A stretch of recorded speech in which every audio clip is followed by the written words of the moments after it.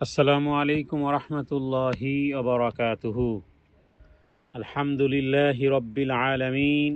শুরু হচ্ছে তাদাব্বুরে কোরআন তথা কোরআনুল কারীমের উপর গবেষণা, আয়াত ভিত্তিক তেলাওয়াত, এর তাফসির, এর দাবি, এর করণীয়, এর বর্জনীয় এবং এর সাথে রিলেটেড হাদিস সমূহ এবং এর নসিহত, মর্মস্পর্শী নসিহতের উপরে আমাদের এই তাদাব্বুরে কোরআনের আজকের পর্ব 11 পর্ব, সূরা আল ফুরকানের আয়াত নম্বর 73, ইনশাআল্লাহ বিইذنিল্লাহ। ওমা তাওফীকি ইল্লা বিল্লাহ।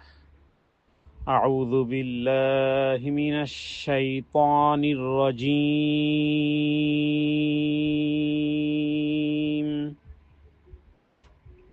সূরা আল ফুরকান আয়াত 73। والذين إذا ذكروا بآيات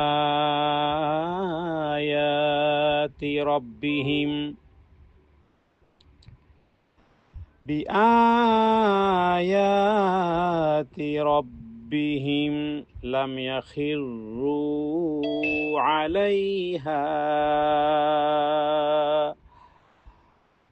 يخروا عليها صما وعميانا. والذين إذا ذكروا بآيات ربهم لم يخروا عليها صما وعميانا.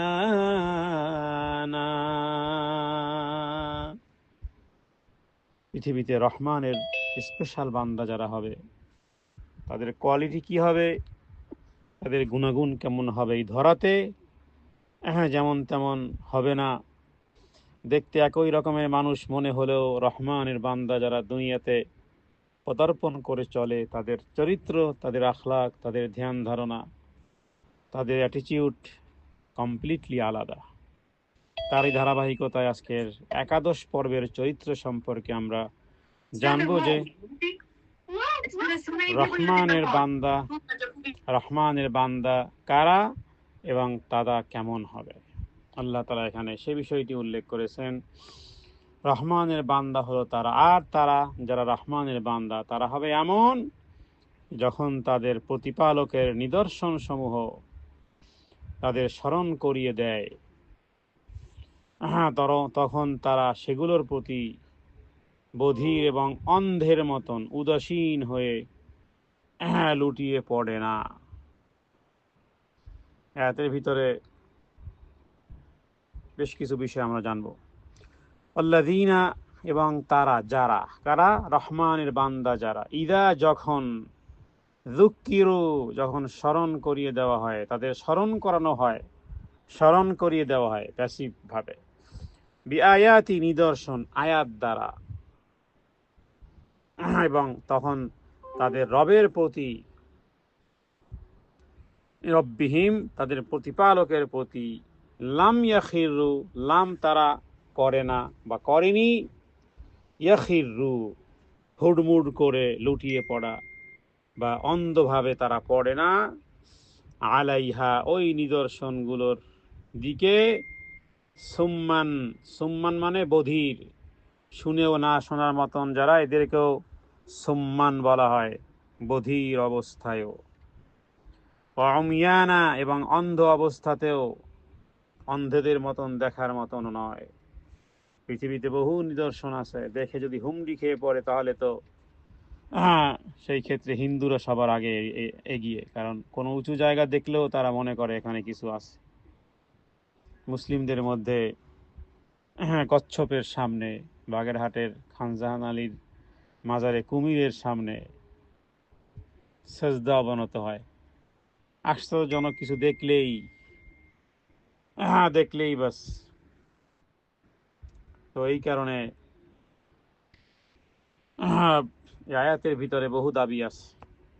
রহমানের বান্দাদের গুণাবলীর ধারাবাহিকতা হলো তারা আল্লাহর আয়াত শুনলে এক হলো যে তারা উদাসীন থাকে না, আবার না অন্ধ অনুসরণ করে। দুই জিনিসের মধ্যে ব্যালেন্স তৈরি করা, উদাসীনও থাকবে না, আবার তারা অন্ধ অনুসরণও করবে না, বরং শ্রদ্ধা, বোঝাপড়া এবং আনুগত্য নিয়ে তারা গ্রহণ করে, বুঝে শুনে। বধির অন্ধের মতো নয়। বধির অন্ধ হয়ে পড়া মানে নসিহার কাছে হৃদয় বন্ধ করে দেওয়া নয়, বরং তারা বুঝে এবং আমল করে। কিন্তু দুঃখের বিষয় হলো যে আমরা 95% মানুষ ধর্মের কাছে অন্ধ। কেউ যদি সুর দিয়ে কোনো পাগলের কেচ্ছা কাহিনীও যদি সুর দিয়ে ওয়াজ নসিহত করে, মানুষ সুবহান আল্লাহ আলহামদুলিল্লাহ বলে, সেগুলো শুনে আবার কাঁদেও। যদি কাউকে বলা হয় যে 40 বছর যাবৎ ইবাদত করেছে এক পায়ের উপর দাঁড়িয়ে, যদি বলা হয় বনে জঙ্গলে গেছে, গাছের উপর হাত দিয়ে ইবাদত বন্দেগী আল্লাহর করতেই ছিল, গাছের উপর দিয়ে তার হাতের উপর দিয়ে বাকল চলে গেছে, টেরও পায় নাই, তো মানুষ বলবে সুবহান আল্লাহ,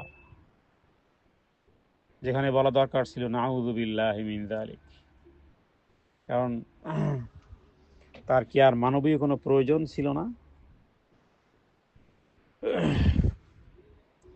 অথবা তার কি জামাতের সাথে সালাত আদায়ের কোনো প্রয়োজন ছিল না?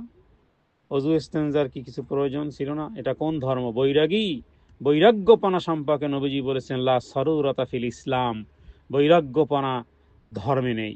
ইসলাম ধর্মে বৈরাগ্যপনা নেই। তো ওখানে কি সুবহানাল্লাহ বলা দরকার ছিল নাকি নাউযুবিল্লাহ বলা দরকার ছিল?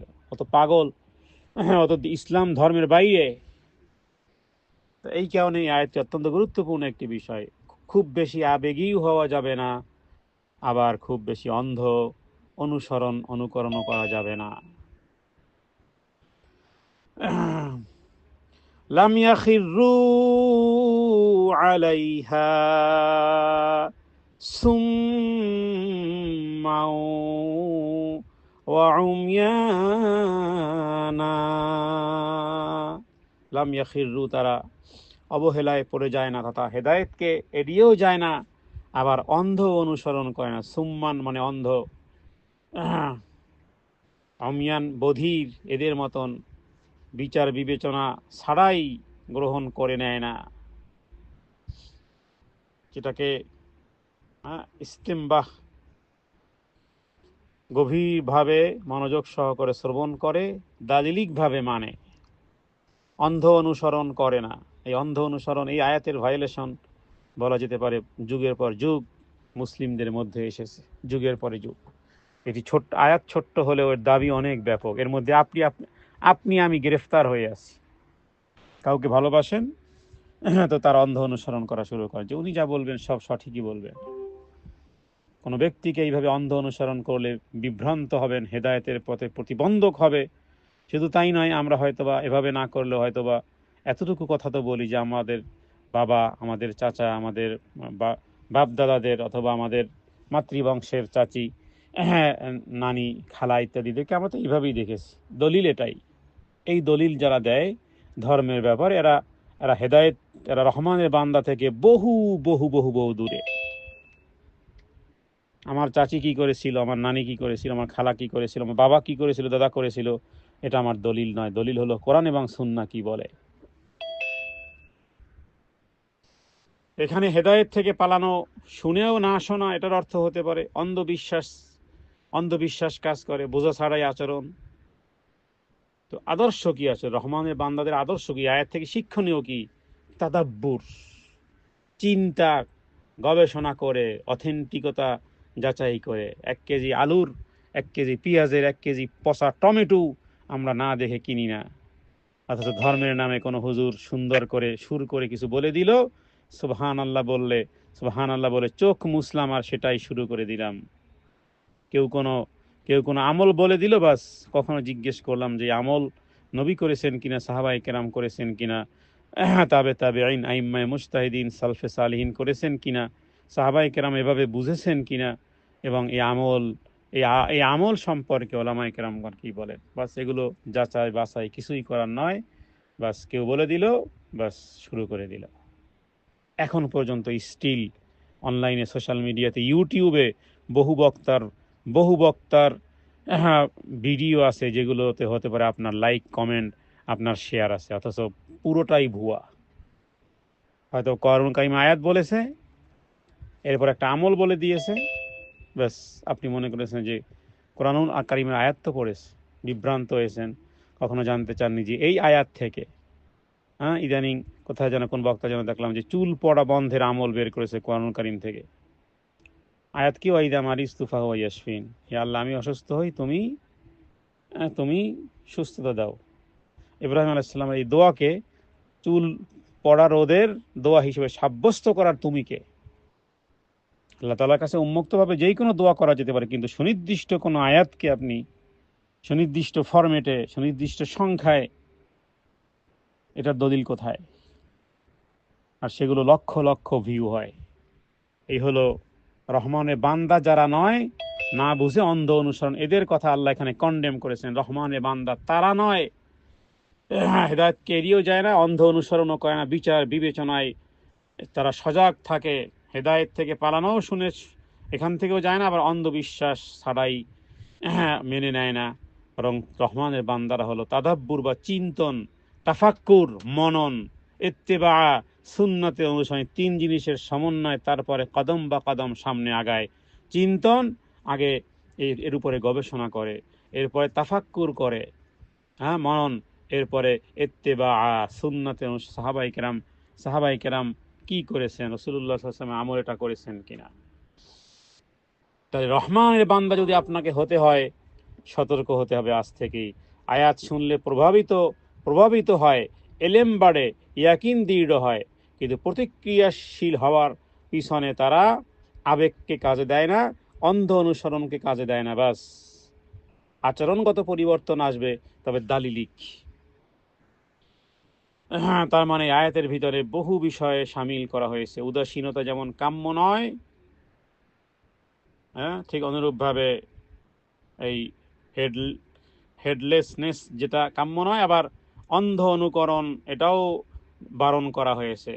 কাঙ্ক্ষিত হলো যখন তারা কোরআনুল কারীমের আয়াত শুনে গভীর মনোযোগ সহকারে শ্রবণ করে, বুঝার চেষ্টা করে, আমল করার আগে আরেকবার জেনে নেয় যে আমল সাহাবীরা বা এই আমল কি এই আয়াত দ্বারা প্রমাণিত কিনা, রাসূলুল্লাহ সাল্লাল্লাহু আলাইহি সাল্লামের সুন্নাহ দ্বারা প্রতিষ্ঠিত কিনা। রহমানের বান্দা হতে হলে কোয়ালিটি হতে হবে। কোরআন পড়ো, নিশ্চয়ই কিয়ামতে এটি নিজের সঙ্গীদের জন্য সুপারিশকারী হবে। অতএব পড়বো, আমরা শ্রবণ করব। আল্লাযীনা ইসতামিউনাল কওল, কোরআন উত্তম কথা যারা শ্রবণ করে, এগুলো আমাদের চরিত্রে থাকবে। কারণ যারা স্মরণ করে আর যারা স্মরণ করে না, এদের দৃষ্টান্ত হাদিসে বলা হয়েছে, একজন জীবিত আর একজন মৃত। সুতরাং আল্লাহর কোরআন কারীমের আয়াত কোনো ধ্বনি নয়, নট অনলি সাউন্ড। আল্লাহর কালাম কেউ তেলাওয়াত করতেছে, আপনি শ্রবণ করতেছেন, বাহ মাশাআল্লাহ চমৎকার লাগতেছে, কি সুন্দর তেলাওয়াত, কি শ্রুতি মধুর, বাস এতটুকুর নাম কোরআন নয়। খুব ভালো করে রিসাইটেশন কোরআন শুনতে ভালো লাগতেছে, ভালো তো লাগবে, এটা কালামুল্লাহ, শুনতে ভালো লাগতেছে, বাস এতটুকুই না। এই জন্য বলি যে কোরআনুল কারীমের আয়াত কেবল নট অনলি সাউন্ড, এটা শুধু ধ্বনি নয়, এগুলো জীবনের দিক নির্দেশনা। যে হৃদয় আয়াত শুনে নড়ে চড়ে বসে বুঝার চেষ্টা করে, সেই হলো রহমানের বান্দা। আর উদাসীনতা মানে আপনার মৃত্যু হয়ে গেছে। উদাসীনতাকে বলা হয় রুহের মৃত্যু। হয়তোবা আপনি খাবার খাচ্ছেন, ওয়াশরুমে যাচ্ছেন, বাহিরে যাচ্ছেন, মার্কেটে যাচ্ছেন, সাজুগুজু করতেছেন, কিন্তু উদাসীনতা তার মানে আপনার বহু আগেই ডেথ হয়ে গেছে, আপনার রুহুর মৃত্যু হয়ে গেছে, আপনার রুহের মৃত্যু হয়ে গেছে। আপনি জীবন্ত আছে আপনার, কিন্তু আপনি মরা মানুষ। আপনি রুহের দিক থেকে রুহের কোনো কাজ নেই, রুহের কাজ ছেড়ে দিয়েছে আপনার। শুধু শুধু শরীর চলতেছে, দিল দিমাগ চলতেছে, নফস চলতেছে, প্রবৃত্তি চলতেছে, এবং কামনা বাসনার পিছনে আপনি হাইপার কি বলে এই খুব গতিতে, দ্রুত গতিতে, হাইপারসনিক গতিতে আপনি ছুটতেছেন, কিন্তু রুহের মৃত্যু হয়ে গেছে। কারণ কোরআন সুন্নাহ সম্পর্কে উদাসীনতা। ওই ছোটকালে যা কিছু শিখেছিলেন, পরবর্তীকালে কোনো আলেমের হয়তো বা ভুলে কিছু মন্তব্য শুনেছেন, বাস আমল শুরু করে দিয়েছেন, ওই ফরম্যাটের উপরই আছেন। ফরম্যাট আর চেঞ্জ হয় নাই। পৃথিবীতে সব কিছুর চেঞ্জ হয়। হ্যাঁ, আপনার ঘরের সুকেস আলমারি পুরনোটা বের করে দিয়ে নূতন ডিজিটালের ক্রিস্টাল টাইপের সেগুলো আনেন। মোবাইলের মডেল চেঞ্জ হয়, গাড়ির মডেল চেঞ্জ হয়, কাপড়ের মডেল চেঞ্জ হয়, জুতোর মডেল চেঞ্জ হয়, সব মডেল চেঞ্জ হয়, কিন্তু আপনার ইসলামের মডেল সেই পুরনো ভার্সনই রেখেছেন। জানাই নেই যে ওর মধ্যে ওটা কি সঠিক কিনা। সেই দোয়ায় গঞ্জদারস পড়েন, সেই মকসুদুল মুমিনিন পড়েন, সেই পুরনো বই কিতাব যেগুলো শুনেছিলেন, বাস ওই আমলই করে যান। রহমানের বান্দা এটা এই কাজ করতে পারে না। তেলাওয়াত থাকবে, তাদাব্বুর থাকবে, আর সেই তাদাব্বুরের জন্য আমরা এই দর্সটি শুরু করেছি।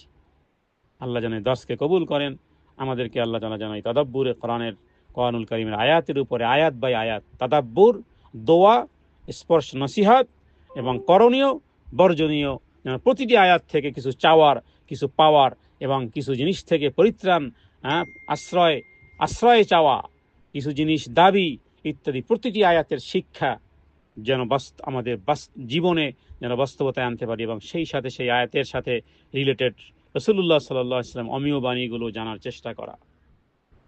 রবের কাছে দোয়া করুন, হে রব, হৃদয়ের অন্তরের অবস্থা পরিবর্তন করে দাও। ইয়া মুকাল্লিবাল কুলুব সাব্বিত কলবি আলা দীনিক। জীবনের সুন্নতে অনুসরণ করেন, অন্ধ অনুসরণ বাদ দেন, বদ অভ্যাসগুলো ছাড়ুন, এবং কোরআন সুন্নাহর ব্যাপারে অ্যালার্ট হন। মরার পরে অ্যালার্ট হয়ে কোনো লাভ নেই। পৃথিবীটা অনেক সুখের জায়গা, অনেক দামিও জায়গা। পরকালের দৃষ্টিতে এখানে কিছু বীজ বপন করতে হবে। এখান থেকে উদাসীন মানেই হলো পরকালে আযাবে গ্রেফতার হয়ে যাবে 100%। এখানে উদাসীনতা মানেই হলো ধর্মকর্ম করে, ওই সব কিছু দুনিয়ার সব কিছু ঠিকঠাক রেখে সময় সুযোগ পেলে একটু ধর্মকর্ম করে, এটাকে এই ফোর্থ অপশনাল রাখলে ধরা পড়ে যাবেন, পরকালে ধরা পড়ে যাবে। এটাকে রাখতে হবে ফার্স্ট প্রায়োরিটি, পরকালটাকে রাখতে হবে ফার্স্ট প্রায়োরিটি। যারা পরকালের ব্যাপারে যারা সচেতন, তারাই মুত্তাকি। এদের জন্যই আল্লাহ জান্নাত সাজিয়েছেন। একেবারে প্রথম সূরা বাকারা ওখান থেকে পাবেন, হুদাল্লিল মুত্তাকিন তারা যারা পরকালের ব্যাপারে সচেতন। দুনিয়া কে কি বললো না বললো সেটা ডাজ নট ম্যাটার, আমার মূল পরকাল হলো সবার সামনে। হ্যাঁ, সুতরাং কয়েকটি বিষয় সাথী বাছাই করুন, দুনিয়াতে উত্তম সাথী বাছাই করুন, তাহলে এই কাজ অনেক অগ্রগামী হবেন, কারণ তার কাছ থেকে শুনতে পারবেন। সুতরাং কোরআনুল কারীমের শুধু আবৃত্তির মধ্যেই সন্তুষ্টি নয়, আচরণে পরিবর্তন আনতে হবে। অন্ধ অনুকরণ করা যাবে না, প্রমাণ ছাড়াই আবেগ নির্ভর সিদ্ধান্ত নেওয়া যাবে না। উদাসীনতা, যে শুনি পরে দেখব মনোভাব, এই উদাসীনতা করা যাবে না। এরপরে বিতর্ক করার মতন নেশা, মানে আমল ছেড়ে কেবল তর্কে। অনেকে তর্কবাগীশ, কিন্তু আমলের ঠুনঠুন। বহু ব্যক্তিদেরকে পেয়েছি, প্রায় 60-70-80টা হোয়াটসঅ্যাপ গ্রুপের অ্যাডমিন, অথবা সে গ্রুপ ক্রিয়েটিভ করেছে, ইসলামিক গ্রুপ ক্রিয়েটিভ করেছে, সূরা ফাতিহাটা ঠিক মতো পড়তে পারে না। উনি 70টা গ্রুপের অ্যাডমিন, গ্রুপ চালান, ইসলামিক গ্রুপ চালান, সোশ্যাল মিডিয়াতে ইসলামিক পেজ চালান, ইউটিউবে তার চ্যানেল, কিন্তু সূরা ফাতিহাটা ঠিক মতো পড়তে পারেন না। সুতরাং নসিহত গ্রহণ করতে হবে। আল্লাহ তাআলার কাছে আমরা দোয়া করি, হে আল্লাহ, আল্লাহুম্মা জালিল কুরআনা রাবিআ কলবি ওয়া নূরা সাদরি ওয়া জালাআ হুজনি ওয়া যাহাবা হাম্মি। হে আল্লাহ, কোরআনকে আমাদের হৃদয়ের বসন্ত বানিয়ে দেন, বক্ষে নূর দেন, দুঃখের জেরাজল বানিয়ে দেন, আর চিন্তা উদ্বেগের অপসারণকারী বানিয়ে দেন। কোরআনই যেন হয় আমার পরম সান্ত্বনা দুনিয়া এবং আখিরাতের।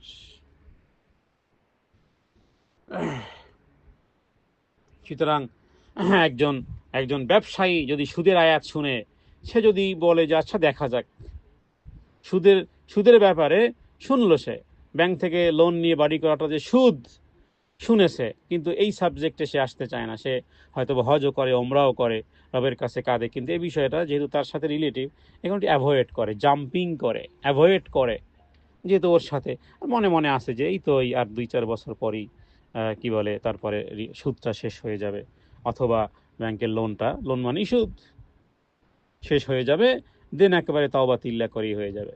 এটা হলো উদাসীনতা। এড়িয়ে গেল। সঙ্গে সঙ্গে তার দরকার ছিল বিকল্প ব্যবস্থা করা, যে হায় হায় বেবিচারের মতন নিজের মায়ের সাথে 36 টাইমস বেবিচারের মতন গুনাহ, এই এই এই সুদ, হায় হায় রবের সাথে যুদ্ধ করার শামিল।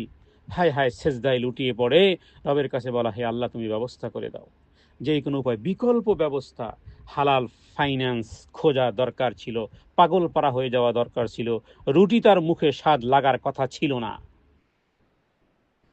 এটাই হলো বধির এবং অন্ধ না হওয়ার বাস্তব রূপ। কারণ যে বধির অন্ধ শেষ, তাকে আপনি গালি দিলেই কি সে কি, তার প্রশংসা করলেই বাকি আর গালি দিলেই বাকি, ও তো কানে শোনে না। যে অন্ধ তার সামনে আপনি ছড়ি ঘুরালে লাভ কি, ও তো দেখে না যে আপনি কে ছড়ি ঘুরাচ্ছেন, কে করতেছেন, বাস ওর মতো চলতেছে। তো আপনি তো সেই বধির আর অন্ধের মতন। বহু ব্যক্তিবর্গ আছেন আপনাদের মধ্যে, আমাদের মধ্যে, গোটা সমাজের সোসাইটিতে ছড়িয়ে আছে, মা বাবার হক সম্পর্কিত আয়াত হাদিস শুনে নিজের নিজের বিষয়টি ছাড়তে রাজি না। মেয়ের হক, মেয়ের হক, বোনের হক, ফুফুর হক, শতকরা বলা যায় মোর দ্যান 95% এই হক মারামারি করে টিকে আছে, অথচ কপালে সাজদার দাগ দাগ দিয়ে আছে, দাগ হয়ে গেছে। তো এই আচরণ না বদলালে আপনি কি মনে করেন আপনার আচরণ বদলাবেন না, আল্লাহর কোরআন মনে হয় বদলে যাবে নাকি? ওমান আসদাকু মিনাল্লাহি কিলা, আল্লাহ সত্য, আল্লাহর কোরআন সত্য, নবী সত্য, জান্নাত সত্য, জাহান্নাম সত্য, আপনি মিথ্যাবাদী হবেন?